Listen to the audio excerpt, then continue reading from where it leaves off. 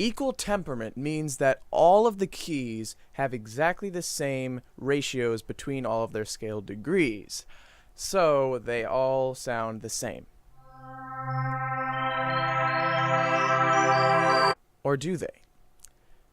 Adam Neely made a great video titled "Which Key is the Saddest?" And in it he basically concluded that the saddest key depends on the instrument that you're playing. And that makes a lot of sense because equal temperament means they all have the same ratios, so none of them are innately more sad or whatever. But for instance, on a violin, the tone of an open string is different than the tone of a fingered note. So you might be able to get a happier or sadder sound depending on what key you're playing in because of that kind of thing.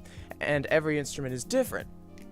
But I thought, well, couldn't you like find what the happiest key is overall by taking statistics of like a bunch of happy songs and then taking all their keys and seeing, okay, which key is the most common in happy songs? That would be the happiest key. And so I did that. So I took statistics from YouTube's Happy Songs playlists and Spotify's Mood Booster playlist. And I took those from Spotify and YouTube specifically, and not a person's own playlist to kind of stay unbiased. And there's a little bit of a problem with this, though. It's hard to take statistics for this kind of thing because the requirement for a song to actually be put on here is pretty subjective. It has to be a happy song. Like, what does that mean? How happy does it have to be?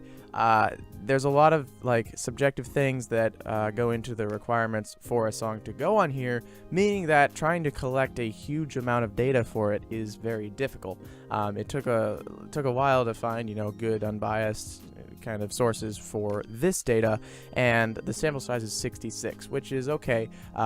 And for what I'm going to talk about, it's statistically significant. Now, some parts of it are not. For instance, like we see that F sharp / G flat major was more common than D sharp, but that's not really statistically significant. It's a difference of 1, and so that's not like it easily could have been the other way. However, what is statistically significant is that we can see that D major is the top. D major is the biggest one. It's 3 higher than the second biggest one, and actually before this it was like 5 bigger. So D major is the top, okay? And D flat is the second highest, and C major is the third highest. And those 3 right there would suggest that this is about where they are on the frequency spectrum, where they are sonically, okay? Because D flat major is a hard key to play on piano and on guitar, which are the 2 most common instruments for composing stuff. And so they're harder to play in, or D flat major is harder to play in than D or C major. So it must have to do with where it is frequency spectrum-wise, right? Well, maybe, but then we see that D sharp / E flat major is literally the least common one, and that is potentially even easier than D flat major, and so it really doesn't make any sense. Like, D major is clearly the top, okay, but then D sharp is literally the least common one, meaning, so maybe it's not about sonic value and like where it is on the frequency spectrum, but then we see that D flat, which is also hard, is like right next to it, and so like what is going on? I don't know. Those 2 facts, part of it says it's all about the ergonomics, and part of it says it's all about where it is on the frequency spectrum, and they're very conflicting. So I honestly have no idea what this data is really telling me because of that. So yeah, there you go. You can see this. I will definitely make this document public and put it in the description so you guys can go look at it yourself. And potentially maybe like copy it and then add to it yourself, maybe if you find some good sources for getting happy songs. And if you do find something, if you add more to this, please let me know. I'd be very interested. So there is the statistical way of looking at it.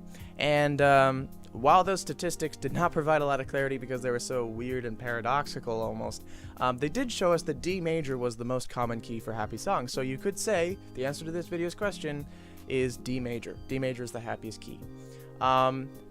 In my opinion, though, my answer to this video's question is the happiest key is the key that is easiest to play while still meeting all the requirements for sounding good, okay?